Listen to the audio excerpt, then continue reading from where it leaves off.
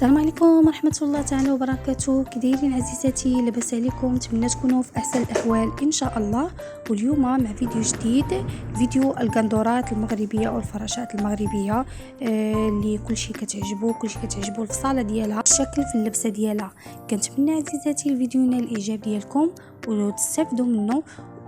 واللي مازال ما شاركش في القناه واول مره كيشاهد قناه بسمه شانيل يضغط على زر الاشتراك ويفعل الجرس باش دائما يوصلكم الجديد ديالي ان شاء الله.